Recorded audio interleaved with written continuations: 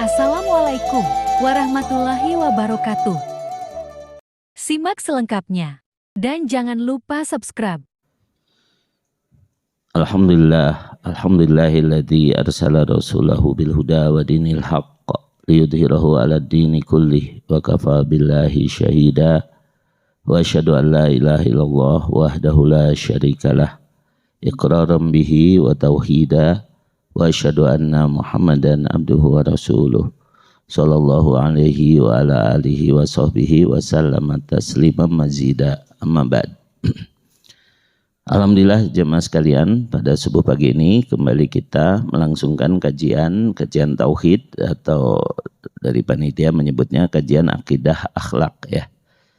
Sebab akidah dan akhlak ini saling berkaitan erat, di mana akidah adalah akarnya dan akhlak adalah buahnya ya. Kalau begitu pohonnya apa? Ya pohonnya mah ibadah ya. Karena tiang agama kita adalah sholat ya. Kalau dalam bangunan sholat itu sebagai tiangnya, kemudian keimanan itu sebagai pondasinya, kemudian dalam hadis disebutkan atapnya adalah jihad fisabilillah, yaitu atapnya ya. Kalau dalam ayat itu disebutkan akarnya itu akidah, batangnya itu ibadah, buahnya setiap saat itu amal soleh, setiap saat itulah akhlakul karimah ya. Surat Ibrahim surat ke-14 ayat ke-24 dan 25. A'udzubillahi minasyaitonirrajim. Alam taro kaifa daraballahu mathalan kalimatan thayyibah. Tidakkah engkau perhatikan bagaimana Allah memberi perumpamaan kalimah thayyibah. Kalimah thayyibah ini la ilaha illallah dan teman-temannya ya. La ilaha illallah dan semua yang dibawa oleh kalimat ini. Inilah kalimah thayyibah. Kasyajaratin thayyibatin. Dia akan membentuk manusia seperti pohon yang indah ya. Kalau sudah tercelup oleh kalimah thayyibah, dia akan menjadi pohon yang indah. Apa saja itu unsurnya? Asluha tsabitun. Dia mempunyai akar yang kokoh, akidahnya kuat, tauhidnya lurus ya. Wa far'uha fis sama. Ibadahnya juga istiqomah ya, ibadahnya juga konsisten. Tu'ti ukulaha kullahinim bi'idni rabbiha. Setelah akarnya kuat, batangnya menjulang ke langit, maka dia akan berbuah setiap saat dengan izin Allah. Berbuah amal soleh setiap saat. Nah itulah yang disebut akhlakul karimah. Jadi setiap tindakan itu dipikirkan bagaimana agar sesuai dengan perintah Allah, sesuai dengan sunnah Rasul, dan diniatkan karena Allah. Karena amal soleh itu mengandung dua unsur, yaitu imut ya, ikhlas dan mutabaah. Ikhlas karena Allah, mutabaah mengikuti perintah, mengikuti Quran dan sunnah. Jangan cuma sugan jeung cenah ya.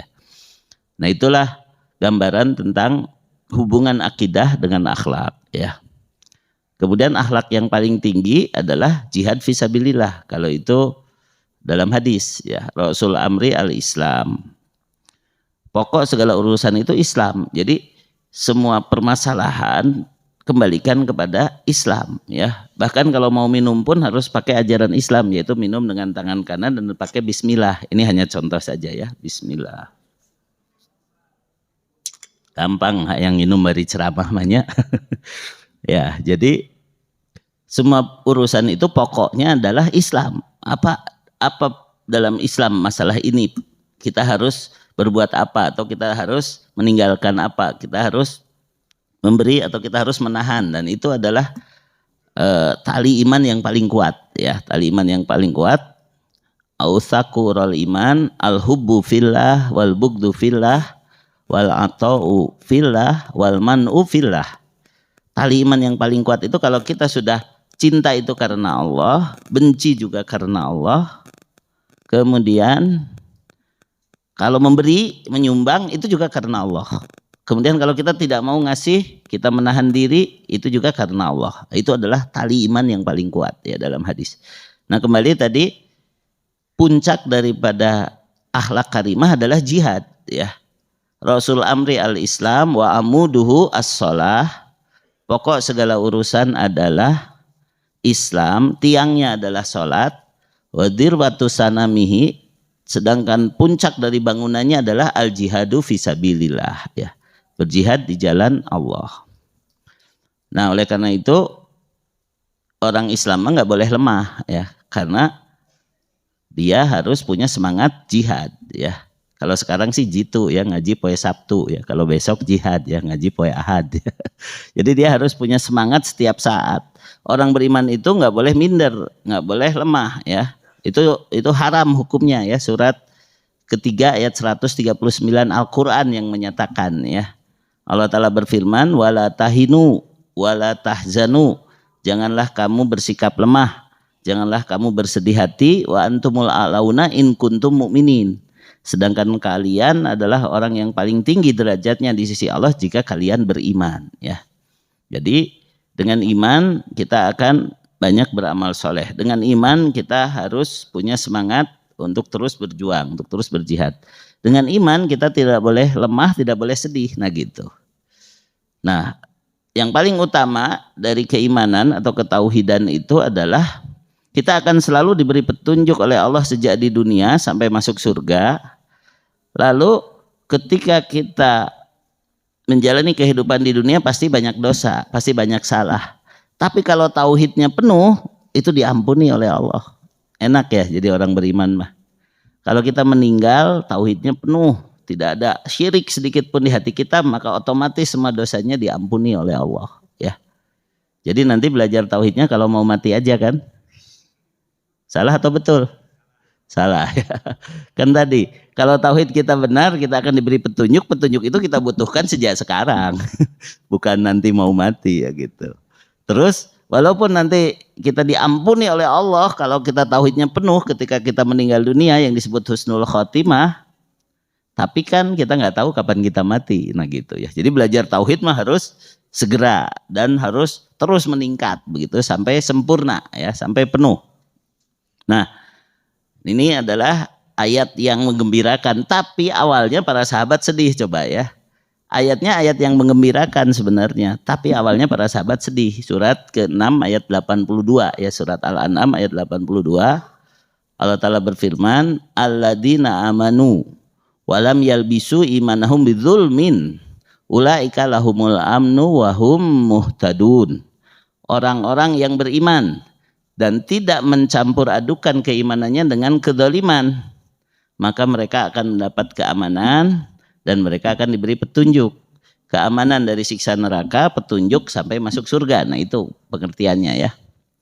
Tapi karena ayatnya berbunyi walam yalbisu imanhum bidzulmin, para sahabat bukan gembira, sedih, ya. Kenapa? Ya Rasulullah, man minna lam yadlim nafsahu. Wahai utusan Allah, siapa di antara kami yang belum pernah mendolimi diri sendiri? Pasti kami pernah berbuat maksiat, pasti kami pernah mungkin ngomongin orang, pasti kami pernah menyakiti orang lain. Kami pasti pernah berbuat dolim, walaupun dolim pada diri sendiri. Ini menunjukkan betapa dalamnya iman sahabat. Sehingga yang didahulukan adalah rasa takut. Ya.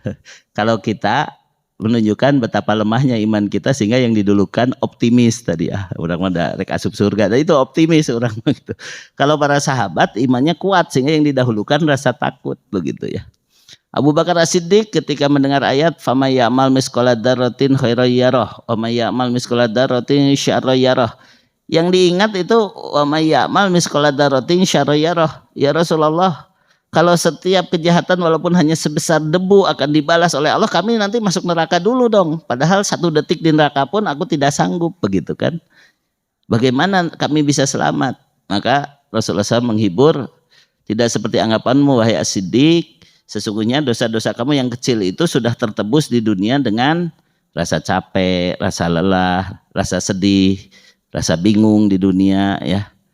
Termasuk ini, duduk di majelis taklim bosan dikit, ya nggak apa-apa, itu jadi penghapus dosa, ya gitu. Jadi perjuangan kita di dunia itu menghapus dosa-dosa yang kecil. Makanya walaupun dosa yang kecil itu akan dibalas nanti diperlihatkan, tapi kamu sudah diampuni dengan ini. Nah begitu, ya. Allah Maha Penyayang. Nah gitu. Nah ini juga sama ayat tadi. Ya Rasulullah, kalau semua orang yang beriman tidak pernah dolim baru mendapat petunjuk, baru mendapat keamanan, maka kami pasti akan celaka. Pasti kami akan mendapat siksa dulu gitu kan, tidak aman begitu. Maka Rasulullah SAW menghibur para sahabat dengan mengatakan, sesungguhnya zalim di sini yang dimaksud adalah seperti perkataan hamba yang soleh, yaitu Luqmanul Hakim, inna syirka ladulmun adim. Yang dimaksud adalah syirik, ya. Jadi siapa yang beriman dan imannya tidak dicampuri dengan syirik, dia akan mendapat keamanan, tidak akan disiksa, ya. Dia akan mendapat petunjuk, ya, sejak di dunia sampai nanti masuk surga. Nah, begitu ya. Nah, oleh karena itu akhirnya kalau kita masih merasa sedih tadi ya, kalau kita merasa kurang semangat atau kita misalnya masih bingung, itu nggak usah mempertanyakan keadaan. Cukup iman kita udah benar apa belum, nah gitu. Karena kalau imannya benar mah dijamin ke Allah, dijamin ke Rasulnya begitu. Nah, bagaimana agar iman kita benar? Ini pentingnya ya. Bagaimana agar tauhid kita lurus? Karena orang yang imannya tidak dicampuri oleh syirik atau kedoliman yang besar, dia akan mendapat petunjuk. Artinya selalu ada jalan keluar, ya. Selalu dia bisa menyikapi dengan benar. Itulah petunjuk, ya. Ditegaskan dalam surat At-Taghabun, ya, surat 64 ayat 11. Ma asoba min musibatin illa biidnillah. Tidaklah menimpa satu musibah pun kecuali dengan izin Allah. Wa may yu'min billahi yahdi qalbah. Dan barang siapa yang beriman kepada Allah, Allah akan memberi petunjuk kepada hatinya, ya. Wallahu bikulli syai'in alim. Sedangkan Allah Maha mengetahui segala sesuatu. Maksudnya ketika kita dapat soal, lalu soal itu dikasih tahu oleh yang ngasih soal, maka kita pasti benar jawabannya. Tapi kalau di dunia itu namanya cheating, namanya curang, ya. Tapi kalau urusan iman mah bukan cheating, ini mah jaminan. Siapa yang beriman akan dapat takdir seperti orang lain yang sudah dituliskan di Lauh Mahfuz 50.000 tahun sebelum terciptanya langit dan bumi, ya. Dia akan mendapat kesusahan, tapi kadang-kadang juga mendapat kesenangan, kadang-kadang dia tergelincir pada kesalahan, tapi dia akan diberi petunjuk oleh yang ngasih soal. Dia akan diberi petunjuk oleh Allah yang menakdirkan segala sesuatu, yang mengetahui segala sesuatu, ya. Petunjuk yang sederhananya adalah 3, ya, SSI, ya. Jadi orang yang beriman itu selalu mengupayakan 3 hal. SSI, yaitu syukur, sabar, istighfar, ya. Syukur, sabar, istighfar. Ketika mendapat kesenangan bersyukur, tapi jangan lupa bersabar. Kenapa? Jangan-jangan dengan kesenangan ini saya lupa diri, akhirnya jadi maksiat. Jangan lupa juga istighfar ketika dapat kesenangan. Jangan-jangan kesenangan ini hanya balasan di dunia, nanti hilang amal saya di akhirat. Itu juga tetap harus istighfar, begitu ya. Jelas ketika dapat kesusahan dia harus bersabar. Tapi sabar juga harus terus ingat kepada keimanan, yaitu ridho, ya, ridho dengan takdir Allah. Kemudian Allah Maha terpuji, berarti ketika kita sedang susah ini karena dosa kita, istighfar, ya. Kemudian setelah itu Allah Maha terpuji, walaupun ini musibah pasti di sana ada hikmah, lalu pikirkan hikmahnya, akhirnya bersyukur, ya. Jadi dalam senang ada syukur, sabar, istighfar, dalam susah juga ada sabar, istighfar, syukur, ya. Jadi tetap ada, ya. Kita juga tergelincir dalam kesalahan. Dalam kesalahan itu kita harus bertobat, harus istighfar. Tapi karena ini sudah takdir Allah, gimana lagi? Allah menakdirkan saya berbuat salah. Ini sudah ketentuan Allah, ya. Maka kita harus ridho di situ. Ridho bahwa bersabar bahwa kita ditakdirkan ada episode kita melakukan kesalahan. Apa pelajarannya? Supaya kita tidak sombong. Supaya kita tidak merasa jadi paling suci, tidak pernah salah, nah kayak begitu.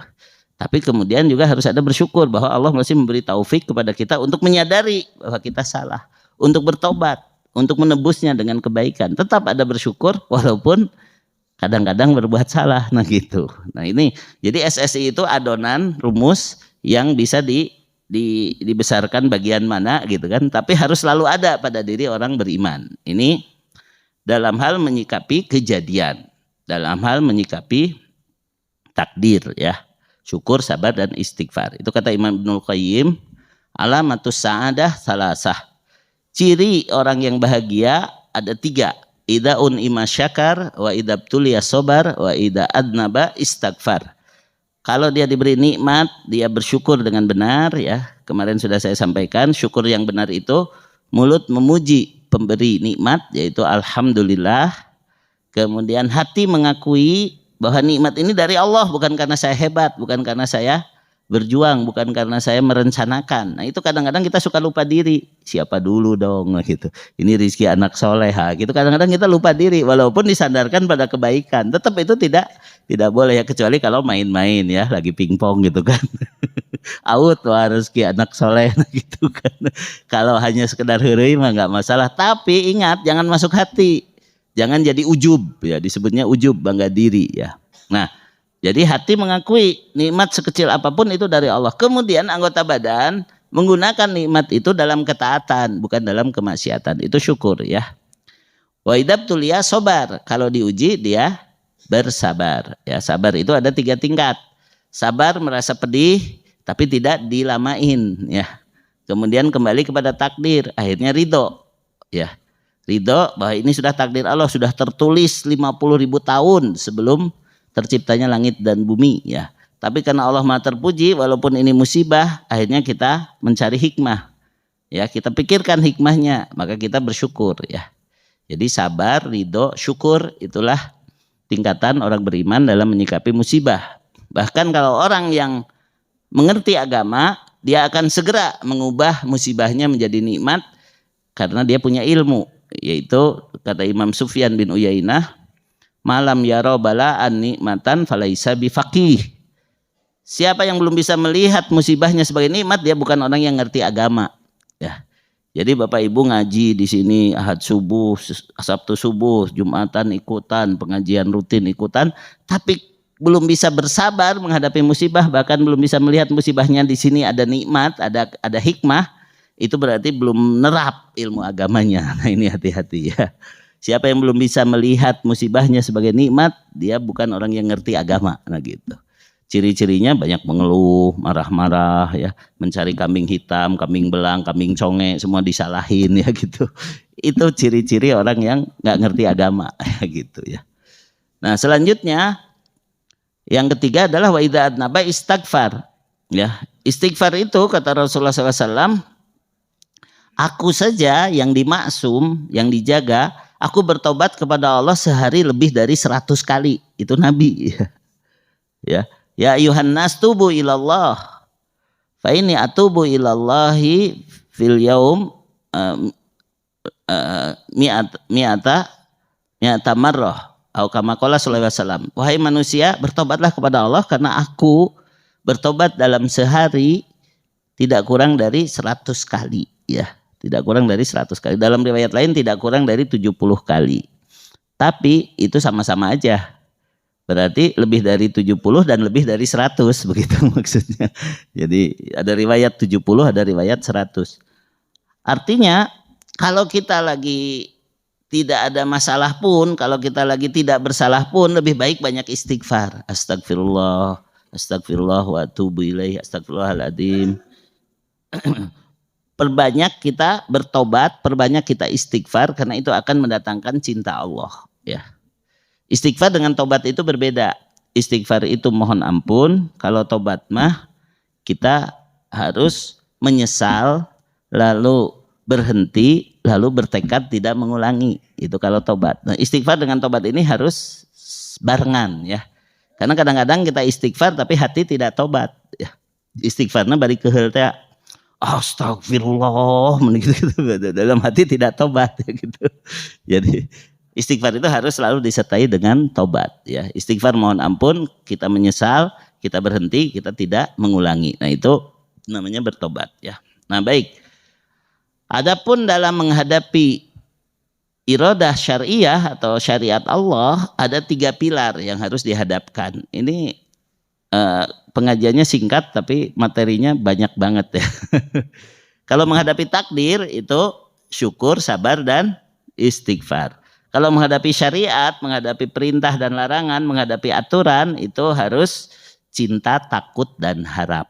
Ya, ini 3 pilar dalam beribadah. 3 pilar agar tauhid kita lurus, Harus ada cinta, takut, dan harap. Hanya kepada Allah. Ya, cinta, takut, dan harap hanya kepada Allah. Kata para ulama akidah, man abadallaha bil hubbi wahdahu fahuwa zindiq. Siapa yang beribadahnya hanya cinta saja, dia akan menjadi seorang zindik. Ya, zindik itu orang yang tidak peduli lagi aturan, karena dia merasa saya mencintai Allah, Allah pun tahu saya mencintainya, maka apapun yang saya lakukan pasti Allah ampuni, pasti Allah terima. Nah gitu. Makanya orang-orang yang hanya cinta saja dia ngarang-ngarang ibadahnya. Kadang ibadah itu dengan nari-nari keliling gitu kan, terus genjeringan, nah kayak gitu, itu dianggap itu ibadah. Pokoknya semaunya aja ibadah, karena yang penting Allah tahu saya cinta. Nah gitu. Padahal cinta itu hanya berguna jika yang dicintai juga mencintai kita. Ini camkan nih buat anak muda ya. Jangan sampai bertepuk sebelah tangan ya. Kita mencintai orang lain pun hanya berguna kalau dia mencintai kita. Kalau enggak mah pakai kekeh-kekehnya, orang kekeh muda gitu, kekeh lumpat kan gitu. Nah, apalagi kepada Allah. Kalau kita mencintai Allah, itu hanya bermanfaat jika Allah pun mencintai kita. Maka Allah memberikan syarat ya. Syarat agar cinta kita diterima itu ada dua. Yang pertama, kita harus nurut kepada utusannya ya. Surat Ali Imran ayat 31. Qul in kuntum tuhibbunallah fattabi'uni yuhibbukumullah wa yaghfir lakum dzunubakum wallahu ghafurur rahim. Katakanlah jika keadaan kamu mengaku mencintai Allah, ikutilah aku, taatilah Rasulullah SAW tadi, amalkan Quran yang sunnah, jangan cuma sugan yang cenah, jangan cuma tadi katanya gitu kan. Melakukan bid'ah-bid'ah. Orang sekarang alergi dengan kata bid'ah, aneh padahal bid'ah teh bahasa Nabi. Bahasa Nabi, bahasa hadis ya. Iyyakum wa muhdatsatil umur, tinggalkanlah segala hal yang baru dalam agama ini yang tidak aku ajarkan. Fa inna kulla muhdatsatin bid'ah, karena semua yang diada-adakan baru dalam agama ini itu disebut bid'ah. Wa kullu bid'atin dolalah, dan semua bid'ah itu sesat. Wa kullu dolalatin finnar ya. Kenapa orang tadi ya alergi dengan kata bid'ah? Karena dia merasa Allah juga tahu saya melakukannya dengan niat baik. Saya juga karena mencintai Allah. Karena dia pilar ibadahnya hanya satu, yaitu cinta saja. Nah, itu kekeliruan ya. Makanya ada syarat cinta yang diterima itu kalau mengikuti Rasulullah SAW. Maka fattabi'uni, ikutilah aku, ikutilah Rasulullah SAW, yuhibbukumullah, nanti Allah akan mencintaimu, wa yaghfir lakum dzunubakum, Allah akan mengampuni dosa-dosamu, wallahu ghafurur rahim, sedangkan Allah Maha Pengampun, Maha Penyayang. Nah, ayat ini oleh para ulama disebut ayatul mihnah, ayat ujian, ayat standarisasi ya. Kalau sekarang ada ISO ya. ISO-nya seseorang itu mencintai Allah, salah satunya adalah surat Ali Imran ayat 31. Standarnya apakah betul dia mencintai Allah? Nurut enggak ke Rasul? Belajar sunnah dengan baik, waspada terhadap bid'ah-bid'ah dan kemaksiatan, barulah dia benar-benar mencintai Allah ya. Yang kedua, syarat agar cinta kita diterima, kita mencintai Allah dan Allah mencintai kita, itu kita harus berjihad fisabilillah, sekali lagi ya. Harus memperjuangkan apa yang dibawa Rasul. Surat Al-Maidah ayat 54. Ya ayyuhalladzina amanu mayartadda minkum an dinihi. Wahai sekalian orang-orang yang beriman, siapa yang murtad, siapa yang surut dari memperjuangkan agamanya, maka fasaufa ya'tillahu biqaum. Allah tidak rugi apa-apa, nanti Allah tinggal mendatangkan saja generasi yang lain, kaum yang lain. Nah, kita harus malu ya. Kenapa? Kita yang sudah tua-tua ini, sekarang lihat anak-anak muda umur 10 tahun, 15 tahun udah hafal Quran ya. Bahkan kalau kita lihat dai cilik itu, waduh ceramah nage geus hebat lah gitunya. Geus urang ge asa kumaha gitu kan. Saya dulu waktu nganter anak saya punya anak 2 ya. Istri saya juga 2 anaknya ya, supaya jelas ya. Nah, ketika ngantar anak saya ke Masjid Cipaganti itu belajar Iqra, kemudian oleh gurunya diajarin himne santri TK Al-Quran. Ya, saya lihat orang-orang tua lihat anak-anaknya pada nyanyi, sebenarnya nyanyi, pada bengong gitu. Mungkin Anak-anak mah ngomong bari nggak ngerti, tapi orang tuanya mah asa apa ya, tergugah ya, tergugah.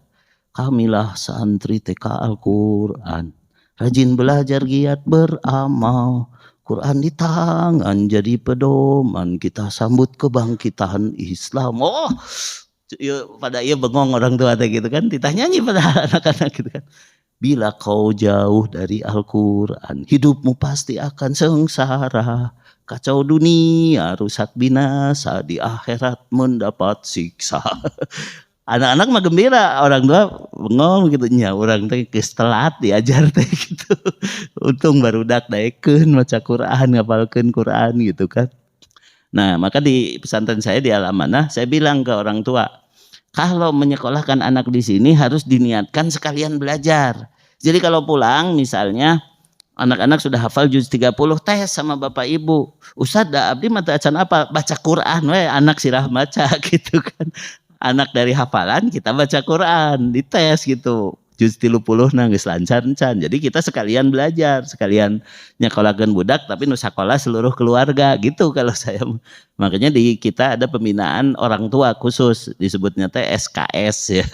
Silaturahmi keluarga sakinah. Kene optimis we keluarga geus pada sakinah gitu. Jadi integrasinya bukan hanya orang tua titip anak nyaho soleh geus teu hayang nyaho mayar wungkul gitu. Bari di rumah tidak diperhatikan, karena sebenarnya tugas utama mendidik itu tugas orang tua ya. Sekolah mah hanya membantu kan gitu ya. Nah, jadi yang pertama cinta, yang kedua adalah takut.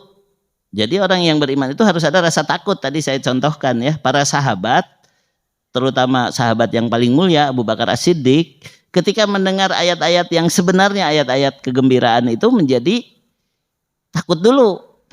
Ini bagaimana nih gitu kan. Karena apa? Karena dengan adanya rasa takut kita tercegah dari tadi berbuat sembarangan, berbuat maksiat, berbuat bid'ah, berbuat syirik. Karena kita takut ya. Nah, ada seorang syekh, seorang guru, dia tadi mengajari murid-muridnya hafal Quran, mengajari murid-muridnya ceramah dan lain sebagainya. Ada seorang murid yang paling kecil dan paling baru lebih disayangi daripada kakak-kakak kelasnya. Sampai-sampai kakak-kakak kelasnya tuh ngomongin di luar. Ini Syekh ini nggak inget ya, kami yang pertama kali belajar ke dia ketika di sini masih sedikit muridnya. Terus juga kita juga paling lama belajarnya. Kok dia lebih sayang kepada anak kecil itu gitu kan. Akhirnya semuanya seperti sepakat gitu kan. Iya ya, kayaknya pilih kasih nih guru kami gitu kan. Tapi si Syekh ini ngerti kegelisahan murid-muridnya. Baik, saya akan tes mereka gitu kan. Anak-anak kumpul semua ya, karena kita sudah hampir di akhir tahun ajaran. Nanti akan ada imtihan, ada kenaikan kelas. Kita akan makan-makan lah ya, azumah itu makan-makan untuk imtihan. Tapi kalian semua kan sudah diajarin fikih nih. Ini kalian semua satu orang disuruh menyembelih satu ayam ya. Jadi satu orang disuruh menyembelih satu ayam, tapi tidak boleh kelihatan oleh siapapun. Cari tempat kalian menyembelih dan tidak boleh kelihatan oleh siapapun ya. Akhirnya semuanya pada paburencai, nyumput di lemari, nyumput di atas pohon, nyumput di hutan di mana gitu. Balik-balik bawa ayam yang sudah disembelih gitu kan. Ini sudah disembelih sudah. Kamu baca basmalah? Iya. Sudah gitu kan. Ya udah kumpulkan. Ternyata si anak kecil tadi belum datang aja. Tuh kan, itu paling disayang tapi cuma nyembelih ayam aja nggak bisa gitu kan. Cuma nyembelih ayam aja nggak bisa gitu kan.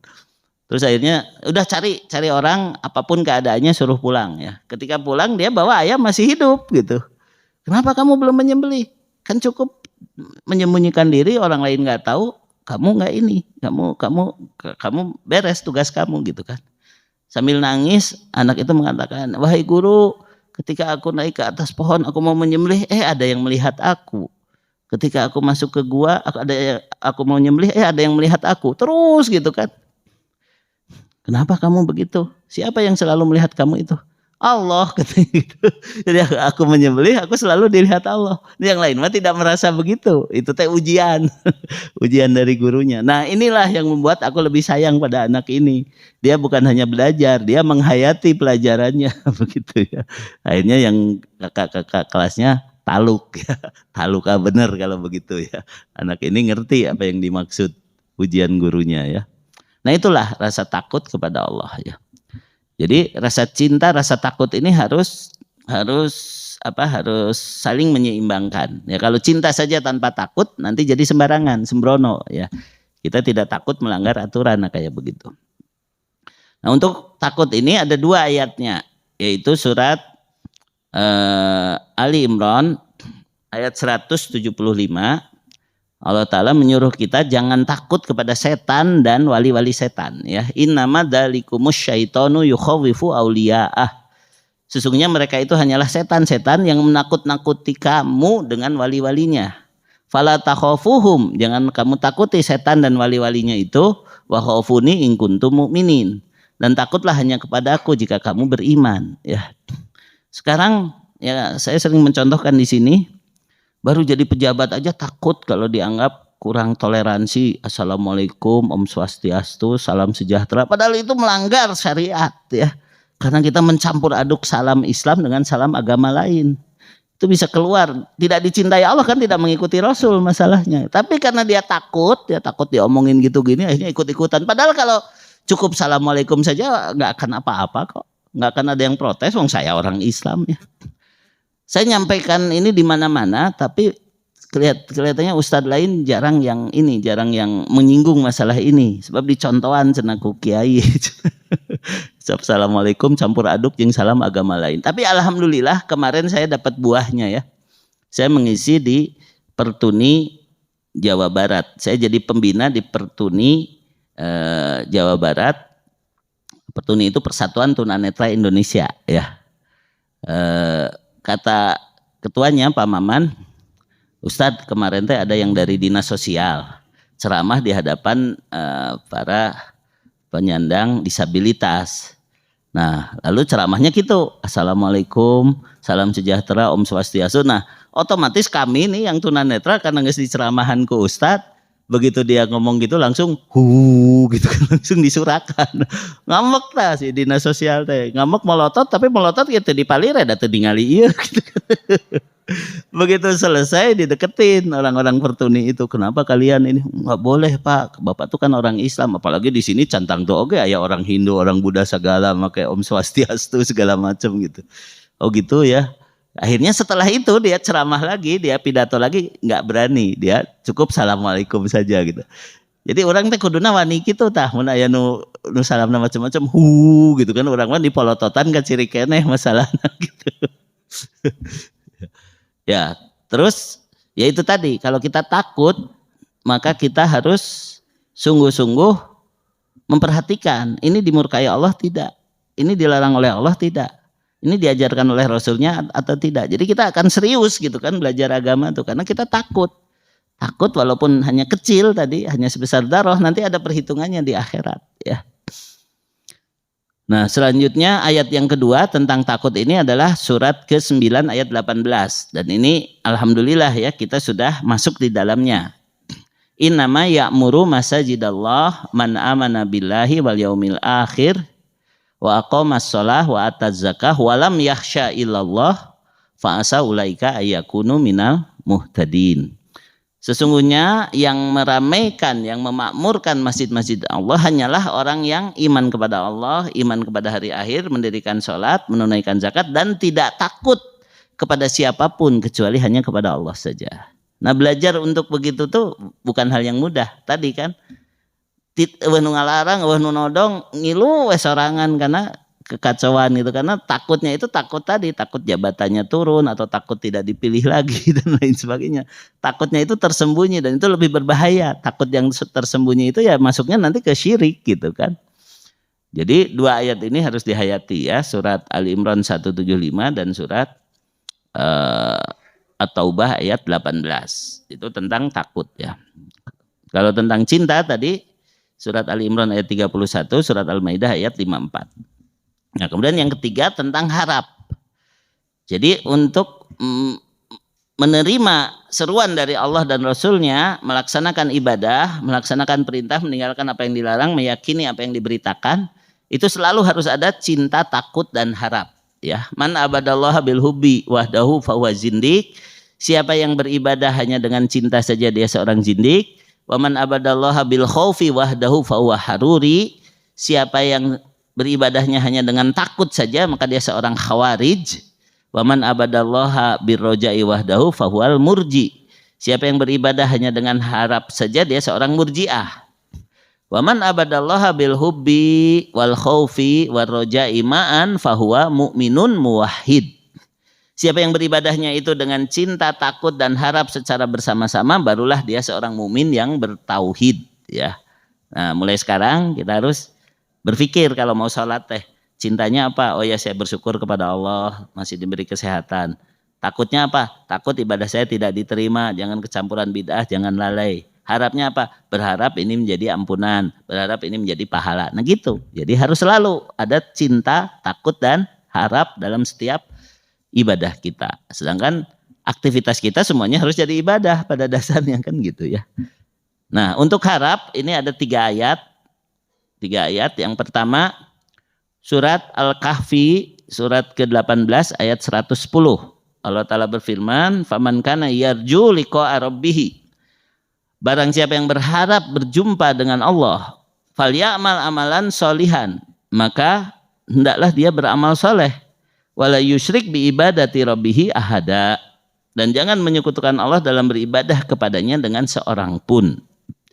Jadi di sini walaupun bentuknya berita, tapi isinya adalah aturan, ya. Karena isi Al-Quran dan Sunnah itu tidak lepas dari 2 perkara tadi. Apakah pemberitaan, apakah aturan. Kalau pemberitaan harus diyakini, kalau aturan harus diikuti, ya gitu ya.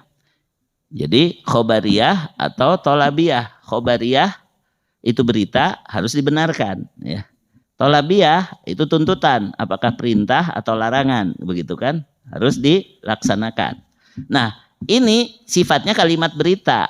Faman kana yarju liqa'a rabbih. Barang siapa yang berharap untuk bertemu dengan Allah. Awalnya adalah barang siapa yang berharap. Nah, tapi di sini ada perintah. Berarti kita diperintahkan untuk berharap. Diperintahkan untuk rindu, ingin ketemu Allah, ya. Ingin ketemu Allah itu bagaimana? Yaitu masuk surga. Karena hanya orang yang masuk surga yang bisa ketemu Allah. Kalau yang tidak masuk surga, yang masuk neraka itu mahjubun, terhalang. Dan itu adalah kepedihan yang paling pedih bagi ahli neraka ketika dia merasakan kemurkaan Allah, ketika dia tidak bisa bertemu dengan Allah, dan ketika dia tidak bisa keluar lagi dari neraka itu, ya. Itu tiga hal yang paling menyedihkan bagi ahli neraka, yaitu terhalang dari bertemu dengan Allah. Itu yang paling berat dia rasakan karena merasakan murka daripada penciptanya, ya. Demikian pula kenikmatan yang paling besar bagi ahli surga adalah ketika sudah bertemu dengan Allah, ya. Ketika sudah dibukakan hijab, yaitu dari surat Yunus ayat 26, ya. Dalam tafsirnya dijelaskan seperti itu, dalam tafsir Ibnu Katsir. Dalam surat Yunus disebutkan lilladina ahsanul husna wa ziyadah. Bagi orang-orang yang ihsan, orang-orang yang berbuat kebaikan di dunianya, dia akan mendapatkan al-husna, dia akan mendapatkan kebaikan yang paling tinggi, yaitu surga. Wa ziyadah, dan dia akan mendapatkan tambahan kenikmatan, yaitu kenikmatan bertemu dengan Allah. Ya, itu lihat di tafsirnya nanti, ya, surat 10 ayat 26. Wala yarhaqu wujuhahum qataru waladillah. Lalu di wajahnya tidak ada debu, tidak ada kehinaan, ya. Ulaika ashabul jannah hum fiha khalidun. Mereka lah penghuni surga, mereka kekal di sana selama-lamanya, ya. Imam Ibnu Katsir mengutip riwayat bahwa Rasulullah SAW bersabda, "Idza dakhala ahlul jannatil jannata wa dakhala ahlun narin naro." Jika ahli surga semua sudah masuk surga dan ahli neraka semua sudah tinggal di neraka, karena nanti ada ahli surga juga yang sesa neraka kan gitu. Jadi semua yang pada akhirnya masuk surga sudah keluar semua dari neraka, masuk surga semuanya. Nada munadin, akan ada malaikat yang menyeru, ya ahlal jannah, wahai ahli surga, innalakum indallahi mau'idan, sesungguhnya kamu masih punya satu janji lagi dari Allah, ya. Yuridu ayyun jizakumuhu, sekarang Allah ingin memenuhi janji itu, ya. Qalu, ahli surga mengatakan, wa mahi, apalagi ini kan sudah banyak kenikmatan yang kami dapatkan, ya. Alam yubayyid wujuhana, Allah telah berjanji akan mencerahkan wajah kami, memutihkan wajah kami. Itu sudah dilakukan, ya. Alam yusakil mawazinana, Allah telah membuat timbangan amal kebaikan kami berlipat ganda, mengalahkan amal keburukan, itu sudah dilakukan. Wa yujirona minan nar wa yudkhilanal jannah, Allah telah menyelamatkan kami dari siksa neraka, Allah telah masukkan kami ke surga, itu juga sudah dipenuhi, ya. Apalagi nih yang mau diberikan oleh Allah? Ini sudah, yang diberikan aja udah banyak banget gitu kan. Maka fayukshafu alaihimul hijab, maka dibukakanlah hijab antara penghuni surga dengan Allah. Fayanduruna ilaih, maka mereka bisa melihat Allah, bisa bertemu dengan Allah. Fawalladzi nafsi biyadihi, kata Rasulullah SAW, demi yang jiwaku ada di tangannya, demi Allah, begitu ya. Ma'atahumullahu syai'an ahabba ilaihim wala aqarra li ayunihim minan nadri ila wajhil karim. Tidaklah Allah memberikan nikmat di surga sesuatu apapun yang lebih mereka cintai, lebih dicintai oleh ahli surga, wala aqarra li ayunihim, lebih membahagiakan mereka daripada kenikmatan melihat wajah Allah, ya. Tapi kita sekarang belum bisa menghayatinya, ya. Kenapa? Karena tadi untuk memunculkan cinta kepada Allah saja terhalang oleh cinta-cinta yang lain, ya. Terhalang oleh cinta-cinta yang cinta kepada Rasulullah SAW saja kita kadang-kadang salah alamat, ya. Cinta kepada Rasul tapi tidak mengikuti sunnah Rasul, kan gitu. Kuduna tadi kan cinta kepada Allah, cinta kepada Rasul itu yang paling mudah adalah taat. Kemudian meningkat menjadi jihad, begitu ya. Taat dan jihad itu syarat cinta yang diterima, ya gitu. Nah itu satu ayat tentang roja, yaitu faman kana yarju liqa rabbih, siapa yang ingin bertemu dengan Allah, dan kita harus ingin bertemu dengan Allah, itu masuk surga. Falyamal amalan sholihan, hendaklah dia beramal soleh, yaitu amal yang sesuai Quran dan Sunnah. Ma wafaqo kitaballah wa sunnata rasulillah, itulah definisi amal soleh. Yang sejalan dengan kitab Allah dan sunnah Rasul barulah amal soleh, gitu ya. Wala yusyrik bi ibadati rabbihi ahada, dan ketika beramal soleh, ketika beribadah itu janganlah dia menyekutukan Allah dengan seorang pun. Jangan riya, jangan sum'ah, jangan ujub, jangan berharap kepada makhluk, ya. Jangan tercidun, ya, terlalu cinta dunia, ya. Jadi tujuannya adalah mendapat ridho Allah, jangan menyekutukan Allah, yaitu harus ikhlas, ya. Kemudian ayat yang berikutnya tentang roja adalah surat ke-33 ayat ke-21. Ini ayatnya terkenal, ya. Yaitu laqad kana lakum fi rasulillahi uswatun hasanah liman kana yarjullaha wal yaumal akhir wa dzakarallaha katsira. Sesungguhnya, ya, benar-benar bagi kalian orang-orang beriman telah ada suri teladan yang baik pada diri Rasulullah Shallallahu Alaihi Wasallam. Bagi siapa? Liman kana yarjullaha, siapa yang berharap kepada Allah, wal yaumal akhir, dan berharap mendapatkan kebaikan di hari akhir, wa dzakarallaha katsira, dan dia banyak mengingat Allah. Jadi kalau roja yang pertama, roja berharap bertemu Allah. Kalau roja yang kedua ini berharap rahmat Allah, berharap kepada Allah mendapatkan rahmatnya, ya, mendapatkan ampunannya, mendapatkan pahala darinya, yaitu mendapatkan kebaikan di hari akhir, ya. Kemudian yang ketiga itu surat Al-Baqarah, surat kedua ayat ke-216, ya. Innalladzina amanu wa hajaru wajahadu fisabilillah ulaika yarjuna rahmatallah ya. Sesungguhnya orang-orang yang beriman, orang-orang yang berhijrah, orang-orang yang berjihad di jalan Allah, itulah orang-orang yang benar-benar mengharapkan rahmat Allah. Ya, jadi kalau ini ditegaskan bahwa ayat 218 maaf ya. Surat Al-Baqarah ayat 218. Kalau di sini ditegaskan sesungguhnya orang-orang yang beriman, orang-orang yang berhijrah dan orang-orang yang berjihad di jalan Allah itulah yang benar-benar mengharapkan rahmat Allah. Wallahu ghafurur rahim, sedangkan Allah Maha Pengampun, Maha Penyayang ya. Jadi rahmat Allah di sini dalam tulisan Arabnya ditulis dengan ta yang lebar ya. Padahal rahmat itu asalnya ditulis dengan ta yang melengkung, ta yang digulung ya, ta marbutoh disebutnya. Ta marbutoh rahmata gitu kan asalnya begitu. Tapi di sini khusus dalam ayat ini salah satu tempat yang di situ rahmat Allah ditulis dengan ta nang hunjar, ta mabsutoh, ta yang jika parahu gitu ya. Nah, itu kata para ulama tafsir menunjukkan rahmat ini sangat menyeluruh di dunia dan di akhirat, lahir dan batin, dan hanya diberikan kepada orang yang beriman, bertakwa dengan 3 syarat ini. Iman, hijrah, jihad ya. Makanya sekarang banyak yang mengaku pemuda hijrah ya, pemudi hijrah segala macam ya. Nah, ini harus dibuktikan gitu, harus dibuktikan hijrahnya harus sungguh-sungguh ya, yaitu imannya diluruskan ya, tinggalkan lingkungan yang buruk, tinggalkan kebiasaan yang buruk.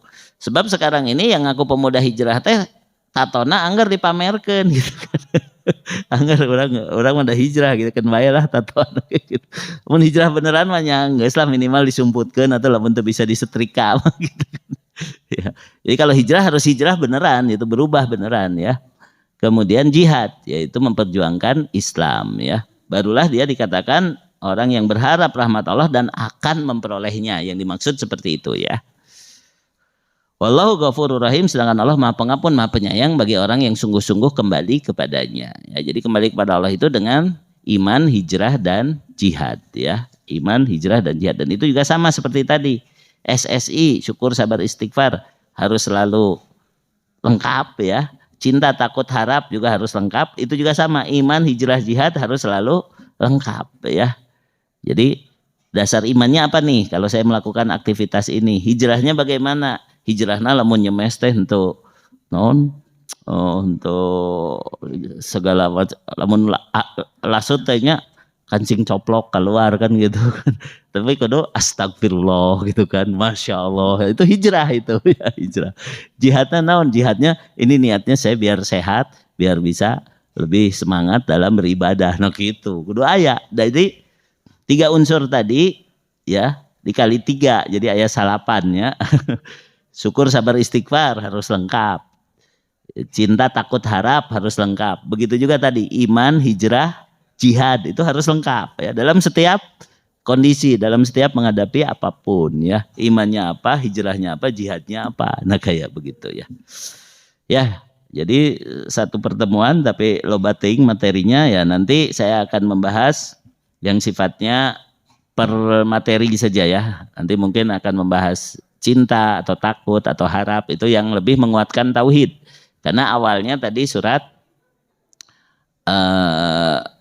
Al-An'am ayat 82, siapa yang tauhidnya benar, murni, lurus, ketika meninggal tidak ada lagi kesyirikan, otomatis dosanya diampuni. Ya, itu dikuatkan dalam hadis qudsi, wahai anak Adam, jika engkau datang kepadaku membawa dosa sepenuh langit atau dosa sepenuh bumi, tapi engkau datang kepadaku dengan tidak menyekutukan aku dengan sesuatu apapun, maka aku akan menerimamu dengan ampunan sebesar itu pula. Hilang semua dosanya. Itu hadis qudsi ya. Tapi untuk bisa meninggal dalam keadaan hanya Allah yang diingat, hanya rahmatnya yang kita inginkan, kita harus berusaha untuk menghilangkan tercidun, terlalu cinta dunia di hati kita. Jangan sampai mau mati masih ingat anak saya belum nikah ya. nanti istri saya nikah dengan siapa lagi kalau saya meninggal gitu kan. Itu harta saya yang di sana belum diurus. Nah, kalau sudah ingat-ingat dunia ketika mau meninggal udah berat itu ya. Itu susah untuk mendapatkan tauhid yang murni ya. Bagaimana kalau kita meninggal itu geus eueuh deui lah urusan yang diberatkan gitu. Rasulullah SAW ditawari oleh malaikat Jibril. Ya Muhammad, kamu sudah menang, kamu sudah berhasil. Apakah kamu mau meneruskan hidupmu di dunia ya? Untuk menikmati dulu kemenanganmu atau kembali kepada Allah. Langsung Rasulullah SAW tegas, ar-rafiqul a'la.